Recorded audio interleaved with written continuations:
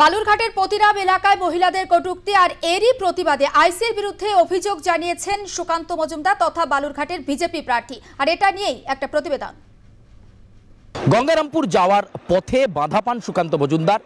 নিজের নির্বাচনী কেন্দ্রগুলোতে তিনি ঘুরে দেখছিলেন প্রার্থী হিসাবে, তখনই তাকে বাধাপ্রাপ্ত করা হয়। তার কনভয় এই মুহূর্তে দাঁড়িয়ে রয়েছে বিভিন্ন নির্বাচনী কেন্দ্রের মধ্যে বিভিন্ন জায়গায়। বিজেপির প্রার্থী হিসাবে, বালুরঘাটের প্রার্থী হিসাবে তিনি ঘুরে ঘুরে দেখছেন সার্বিক পরিস্থিতি কী রয়েছে। সুকান্ত মজুমদার তিনি এই মুহূর্তে সার্বিকভাবে ভোট পরিস্থিতি কী রয়েছে সেটা খতিয়ে দেখতে গিয়েই কিন্তু তৃণমূল কর্মীদের দ্বারা একেবারে প্রতিরোধের সম্মুখীন হন। তৃণমূল কর্মীরা তাকে রাস্তায় অবরোধ করে এবং বলা হয় বুথে গেলে, সুকান্ত মজুমদার যদি বুথে যান তাহলে গণ্ডগোল হবে। সুকান্ত মজুমদার পাল্টা বলেন যে এটা কেন হবে, তিনি একজন প্রার্থী, তিনি রাজনৈতিক প্রার্থী হিসাবে যেতেই পারেন এবং তিনি একজন নির্বাচিত জনপ্রতিনিধিও বটে, কিন্তু তাকে আটকানো হয়। এরপর হুলুস্থুলুস পরিস্থিতি হয়। গোটা বিষয়টা রাজ্যের মুখ্য নির্বাচনী আধিকারিকের কাছে অভিযোগ আকারে জানিয়েছেন বিজেপির রাজ্য সভাপতি তথা বালুরঘাটের বিজেপির প্রার্থী সুকান্ত মজুমদার। এই মুহূর্তে তার কনভয় রাস্তার ওপর দাঁড়িয়ে রয়েছে, বিশাল কনভয় রাস্তার ওপর দাঁড়িয়ে রয়েছে এবং তিনি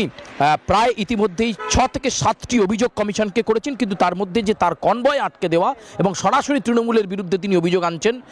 বিপ্লব মিত্রের অনুগামীরা তারা রাস্তার ওপর প্রতিরোধ করেন শুধু যাতে বুথে না যেতে পারেন সুকান্ত মজুমদার, এমনই অভিযোগ করলেন তিনি কমিশনের কাছে। বিষয়টি খতিয়ে দেখছে নির্বাচন কমিশন, এমনটাই আমরা জানতে পারছি। ক্যামেরায় পার্থর সঙ্গে সুচারু, আর প্লাস নিউজ, বালুরঘাট।